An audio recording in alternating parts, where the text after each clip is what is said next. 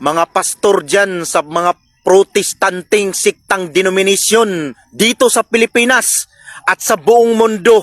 Simula sa araw na ito, sasabihin ko sa inyo, tigilan nyo na ang pagpunta sa mga bahay-bahay ng mga Katoliko. Tigilan nyo na, dahil pag ako magaganahan sa inyo, pupuntahan ko talaga yung simbahan ninyo para malaman ng mga miyembro nyo ang totoo. Mawawalan kayo ng miyembro. Kaya tigilan nyo na ang mga pambubula. Tigilan nyo na yung mga kasinungalingan ninyo. Maawa kayo sa sarili ninyo. Maawa kayo sa kaluluwa ninyo. Di kayo karapat-dapat na mangaral. Hindi kayo sinugo ng Diyos. Na-meet nyo ba personally yung founder ninyo? Na-meet ba ng founder ninyo personally yung mga apostolis? Hindi. Hindi kayo makakonekta. Simula ngayon, tigilan nyo na, maawa kayo sa sarili ninyo, tigilan nyo na ang pagsisinungaling sa mga tao. Iniinganyo nyo yung mga Katoliko. Walang alam na Katoliko, iniinganyo nyo, inosente. Huwag nyo nang gawin. Simula sa araw na ito, sasabihin ko sa inyo. Sasabihin ko sa inyo, mawawalan talaga kayo ng membro. 50,000 denominations, more or less 50,000 kayong mga sikta, nagkiklaim na kayo ang totoo. Pero sa totoo lang, isa lang talagang totoong simbahan. Bakit kayo nagkiklaim? Wala namang kayong ipinakitang ebidensya. Ipakita nyo. Ipakita nyo sa buong mundo na kayo ang totoo. Huwag lang yung haka-haka, hula-hula. Ilatag nyo base sa Biblia at referensya, Book of Acts, encyclopedia, ilatag nyo ang history. Dahil sabi sa Job 8:8, read the history books and see. Kahit ang mga Muslim ay nag-honor at nagrespeto kay Mama Mary dahil alam nila ang history ni Mama Mary mula pa sa 1st century. Pero itong mga sulpot na protestante sa Christianity, hindi naniniwala. Kaya mag-ingat kayo. Po sa aming mga pastor, galing po sa mga kapatid nating Katoliko, especially sa mga Catholic Faith Defender. At patuloy pa nilang sinasabi na mag-aral ka muna sa doktrina ng simbahang Katoliko para malaman daw po namin ang katotohanan. Mga kaibigan, para sa kaalaman ng lahat, ako po mismo mga kapatid, galing po sa simbahang Katoliko, debutado po ang pamilya po namin at nalaki din po ako ng mama ko kung paano magdasal sa mga rebulto at paano mag-lead ng prayer para sa mga patay. At ng doktrina sa simbahang Katoliko ay alam po namin mga kaibigan, sapagkat ang Romano Katoliko na relihiyon ay siyang kinagisnan na po namin mula pa sa aming mga ninuno. Mula sa aming pagkabata kami po ay tinuruan ng mga pari at madre at ng mga leader ng aming mga kapilya na manalangin sa rebulto, manalangin sa iba't ibang. Hindi ka nagsisinungaling, anong pangalan ng pare at madre ang nagturo sa iyo na sumamba ka sa rebulto? Kasi hindi naman pwedeng sasamba kami sa rebulto kung hindi ang tinuturo ng doktrina ng simbahang Katoliko. Catechism of the Catholic Church 2132, the honor paid to the sacred images is respectful veneration, not the adoration due to God alone. Yan yung turo ng simbahang Katoliko eh. Tapos ituturo niya ng pare. Maniniwala lang kami sa iyo kung sasabihin mo anong pangalan ng pare na yan na nagturo sa iyo nung Katoliko ka pa na sumamba sa rebulto. Pakisagot. Kasi alam namin na yung style mo, propaganda mo lang yan, Tor. Kaya nga, maraming Katolikong naliligaw dahil sa inyong mga propaganda, mga fake news na sinasabi nyo sa social media. Magbigay ka ng pangalan ng pare, doktrina ng simbahang Katoliko na sambahin ng rebulto. No, wala kang mababasa kahit isa o makikita. Butangi, kwento mo sa pagong. Ang Diyos Espiritu, dili bato, dili kahoy, dili rebulto. Ang kahoy ang bato igsoon, dili ka na siya espiritu nga gihulma-hulma ninyo og tao, niginganlan ninyo mga Kristo, Maria. Rebulto na nasa amin ay hindi po yun ang Diyos na sinasamba namin. Hindi po yun ang buhay na Diyos na sinasamba namin. Kaming mga Katoliko, may mga larawan lang po dyan, pero sumasamba po kami sa Diyos Espiritu Santo at katotohanan. Yun lang po ang alam ko. Sumasamba kami sa Diyos Espiritu Santo at katotohanan. Hindi po yung mga rebulto dyan sa harapan. Kung gusto nyo talagang malaman kung bakit, kung gusto nyo kunin yan, kasi sabi nyo, bakit hindi na lang kukunin, si Father Darwin po yung kausapin nyo. Sayop lagi ng sinulog, siluso lagi ang Ginoo pobre, wa man kagabasta sa Biblia na. Mga gaw, giuwan og bersikulo ang akong video kabahin atong sinulog. Gikuminta kong naghaging mga bersikulo mga gaw no, sa mga kaigsuunan og tinahod nato sa laing sikta. Ako mga agaw, usbot ko. Nako kayo kong respeto sa mga kaigsuuna nato. Bisan pa man, managlahi ang atong pagtuo. Sa pagpost o pag-reply na ko itong usa ka comment kabahin sa usa ka sinulog mga agaw, nga iyang giingon nga, sayop ang sinulog, wala sa Biblia, siluso ang Ginoo. Mga agaw ko sa laing tinuhuan. Usbot ko. Girespeto na ko ang inyong gituhuan. Ug wa ko kahibaw nga anong dili ninyo kayang irespeto po ang among gituhuan. Kung muingon mo nga sayop ang pagtuong Katoliko, tagai sa bigasuras nga makaingon mi sakto ang pagtuo sa laing relihiyon. Kung sa atong basihan, Biblia. Biblia parehas gisuwat, parehas og konteksto. Pero dili man ta nagdiferensya sa atong paghunahuna og pagtuo. Di ba na ninyo madawat nga mas daghan ang Katoliko sa inyong kaysa inyong pundok? Mga gaw, masakitan lang mo kung mahatagan ta mong reaksyon. Kaysa tinuod lang, dili ako ang klase nga tao nga inyong madala. Kapag ka tinuod lang mga agaw, bisag usaon nag-ukyab ninyo ang mga bersikulo nga inyong i-comment sa akong video, dili mahitabo nga parehas tagpagtuo.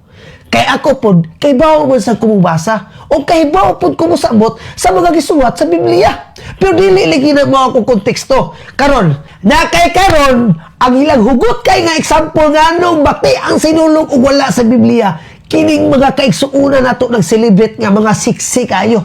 Mugbo og sinina o niya naghubog-hubog sa kadalanan. Mga gaw makaingon ta, nagbasa silang Biblia. Kapay usa, ila pa ni giamong-among ako sa kasikat nga vlogger nga misakay sa float nga kuno siksi kayo. Mga gaw makaingon ta, nagbasa silang Biblia. Pero ang inom, naaman po na sa Biblia. Di nato kalimtan nga ang tanang butang nga mosulod sa bakba sa tao, dili hugaw. Pero ang pulo nga mo gawa siyang baba, maunay hugaw. O, kaniya, kabasa mo Biblia na, naam na. Karon mga gaw, pangutan-on ta mo. Kung ang tao maghubo og sapot, kita tanan, bastos na ba ng tawhana kay gahubo siya? Dili. Ang naghatag og meaning nga bastos na, kita na pong mga tao nga na mo'y naghatag og malisya, mo'y naghatag og bati nga meaning, bati nga description sa taong naghubo. Ngano? Nauso maguna ang kanang mga siksikay nga mga masulob sa sinulog, panahon sa sinulog nga kanang init. Grabing inita kay magsponsisok ang mga tao, ubanan pa sa grabing init sa adlaw, mauna ang mga kababayan, pilion nila nga magpasiksi. Magpasiksi ingon ta, kay gusto silang komportable nga pagsulob. Diha na ba nato maingon nga bati ang sinulog? Dili oy. Kay ngano? Ultimo gani, ang kanang inom, dili po na bati, usmod ko. Karon samot na magpasiksi. Ang importante ra gyud diha mga gaw, wala kay gibuhat nga malaswa nga butang samtang nag-celebrate ka sa sinulog. Kung naaman gani, mauna na'y bati. Busa sa mga kaigsura na kong sikta, pangutan-on ta mo. Sige mong ingon nga sayop ang among pagtuo. Unsa man sa advokasyon nga sakto po na ang inyong tinuhuan. Mabito na sa katong video na kung inyong ikumintan mga gawin, ingon ko, ako mo respeto ko sa unsa inyong gituhuan. Bahalag ka mo, dili mo respeto ug unsa among gituhuan. Pasamagaw para na mo, sagrado ang sinulog. Isayaw na mo ug ibayaw na mo ang balaang bata kay mauna ang pagkabata sa atong manuluwas. Naarag yun na sa rahuna sa mga tao nga sila naghahatag og bati nga meaning. Pero ang essence niya, ni-celebrate ka sa sinulog. Yun na ba? Atong punahon ang sayop sa mga Katoliko. So, maka-assure mo nga perfecto ang inyong pundok. Di, punta kayo na nga perfecto mo. Di ba mga gaw? Mga gaw, sutian ta mo sinuod. Ang itudlo sa among tinuan, tarong. Depende na sa mga sumusunod o ilamang sundod, ang tarong o ang bati. Sama na po na sa inyong pundok. Dili sa mo 100% sure na tanang membro ninyo, tanang nagkanta-kanta panahon sa iyong worship, is tarong. Naapoy uban na nga, di nga ni halos kapakaon o mga pobre, di nga ni halos makahatag og sisiyo sa mga tao ng hangayo di as kasalanan na to. Di ba? Ingon na nara, ayaw i-judge ang usa ka tao base sa iyang relihiyon o base sa iyang paglihok-lihok. I-judge ang usa ka tao base sa iyang natabang, sa iyang kindness. Si Cindy 5, mingon ta, basta subaba. Siksi manuot. Pero pila ka pamilya ang napakaon ni Cindy 5 sa dihang nihapak ang dakong linog sa Northern Cebu. Da? Iuna na mga gaw. Ang inyo manggod, pangitaan ninyo sayop ang mga Katoliko para katong mga Katoliko magbago mahuna, madala sa inyong pundok. Iuna na. Hinaot pa unta ba? Managlahi atong reliyon, laban respect. Iuna na ra. Kay kami bitaw, wa man sabi nagsamok-samok kung naamo selebrasyon sa inyong mga tinuan. Ana ra na mga gaw. Uy, ato po nga mga Katoliko, para po dili ta masawayan anay mga ubang relihiyon, hinaot po ta nga sunod sinulog, kita po naapo tay respeto sa atong relihiyon, naapo tay respeto sa atong kaugalingon. Okay ra man na magpasiksi ba? Part man na sa society. Kaya ang pagsulot sa tao, wala na nag-define kung bastos ng tawhana o dili. Nag-define na sa iyong personalidad. Wag na mo, grahan siya magpasiksi. Pero, dili lang po ng palabi kaayo po nga. Halos na lang po makita ang private part. Pasamagaw para na mo, sagrado ang sinulog. Isayaw na mo o ibayaw na mo ang balaang bata. Kay mauna ang pagkabata sa atong manuluwas. Depende na ninyo mo tumong sa di. Pero ang akong di masabtan, gano sige ninyo bira ang mga Katoliko mga gaw. Well, in fact, sa among pag-celebrate sa sinulog usbon ko, daghang tao ang nabulahan. Itong namaligya og tubig, nahalinan. Namaligya og mga snack, nahalinan. Mga fast food chain, puno-puno, awas-awas ang ilang mga customers. Kadtong mga tao nga namaligya og mga kadila, di ba? Sila na gaw ang nagrasyahan sa dihang i-celebrate namo ang sinulog nga mao ipong paninyo, dili mao og sayo, pero kaluoy sa Ginoo. Daghang tao ang nabulahan. Usbon ko mga gaw ha, wala sa suot na magmater na ana sa kasing-kasing ug sa buhat. Sa pag-celebrate na mo sa sinulong mga gaw, successful, bisan pa man, naay mga umang sikta, mismo tong sa kalsada garali. Uy, wakoy labot, kung maon na yung pagto. Pero sayod ta, nga bisan pa mag-usaon yung pagpangugat, pagdaot sa Romano Katoliko. Ang Romano Katoliko nagpabilig lingdong o nagtuo gihapon mi sa among relihiyon. Love and respect mga gaw, wa yung ko'y problema sa ubang tinuan. Kaya ako, nagatuo, nakitang tanan, naatay ka o galingong panabot.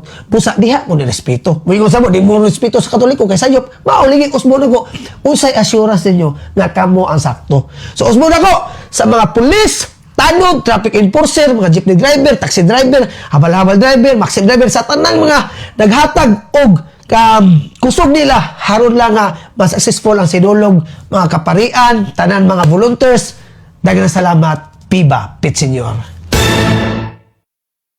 Nagingon ang Biblia, panlakaw kamo og tudloan ninyo. Tudloan ninyo. Bot pang pasabot nga kining pulong tudloan naanay pangidaron o sentido komon nga makasabot sa mensahe o wala pa. Tubag. Naana kay general term man na bro. Tubag nga naana bro, makasabot ng uban ana kay tudloan man kay general na maguna. Pag ingon kini general dili lang mga bata. Naanay mga tigulang. O taniingon ko nimo nga pag ingon ganita ng katawhan, so dili ra tiguang napoy bata. So pag maghisgot na ang Biblia og tudlo, so anhin is mga dagko. Oh, di ba? Sa paghisgot ng tudlo ari nas mga dagko. Pero kung maghisgot gani og baptism, so dili na to sa likoy ang bata kay pag ingon gani og bunyag, sugo mas Ginoo nga bunyagan ang tanang katawhan tibuok kalibutan. Nya pangita kuno kalibutan way bata. Pag ingon tanang katawhan wali apil ang bata. So pag bunyag, hisgot diha pag ingon ni bunyagi tanang katawhan apil ang bata. Pero maghisgot gani og tudlo, so kana gyud ang dunay hamtong na. Kay pag ingon tanang katawhan, general man na tigulang, bata ug masuso. Oh, mao na bro. Tubag na to bro. Sunod pa na bro. Versikulo 20 nagingon og magabantay sila.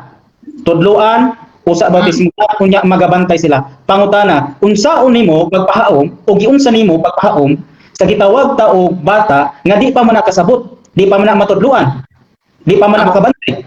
Giunsa nimo pagpahaom kining maong bersikulo ana may tudloan unya bautismo unya magabantay sila. Tubag. Giingnan bitaw tika gani bro nga pag ingon gani tudloan refers na sa dagko pero dili nimo ipagawas ang mga bata po diha kay tanan man katawhan.